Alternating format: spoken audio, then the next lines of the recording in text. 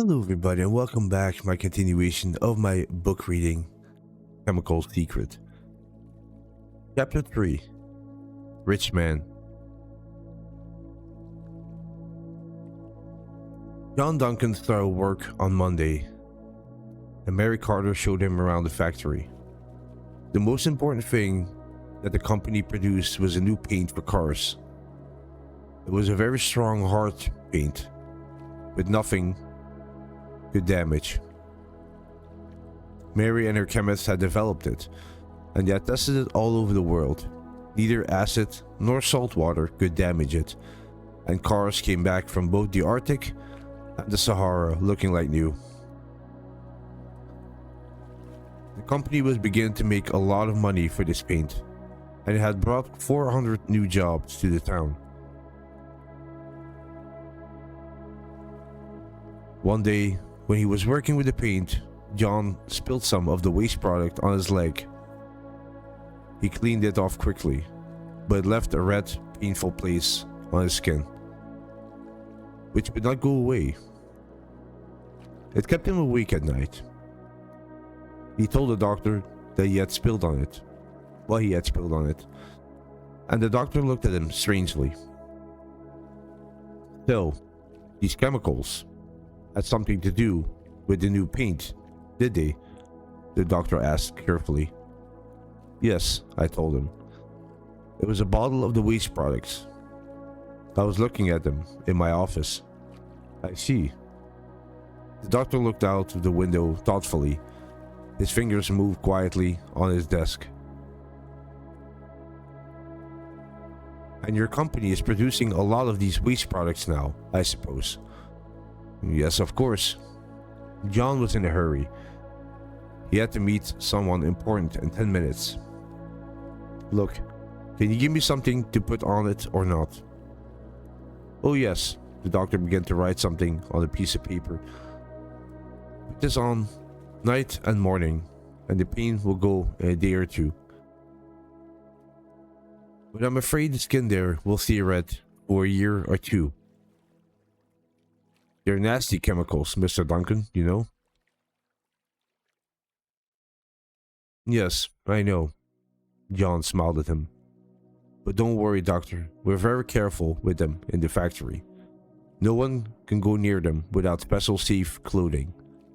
You can come and see if you like. I'm very pleased to hear that, said the doctor.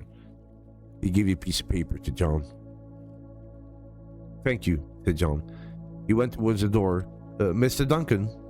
Yes? John looked back surprised. Where do these waste products go when the factory has finished with them? Into the river? Well, yes, of course, said John. But it's all right, you know, he added quickly. It's very carefully checked, all the time. It's a big river, and we only produce a few hundred liters of the waste product a day. And we're only 2 kilometers from the sea after all. Good, said the doctor. I wouldn't want anyone to drink those waste products, that's all. They won't, doctor, said John. All the drinking water comes out of the river 5 kilometers upstream. You know that. Who's going to drink salt water from the river mouth, for heaven's sake? Chemists from London have checked it too, you know, and our company lawyers know all about it. So it's not dangerous, and we're not doing anything wrong. Don't worry about it. He went out of the door, and half an hour later, he had forgotten the conversation. He was a very busy man now. All day, he had to test different types of paint and make sure they were safe. He was also busy buying a big, comfortable house for his family, with a large field beside it, where Christine could keep a horse.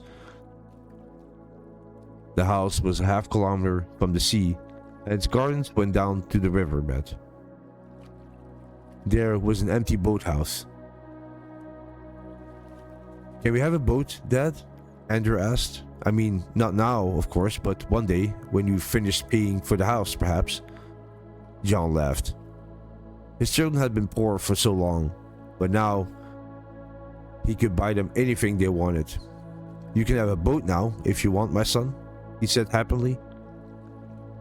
If I can afford a big house like this, I can certainly afford a small boat. We'll go fishing every week, shall we?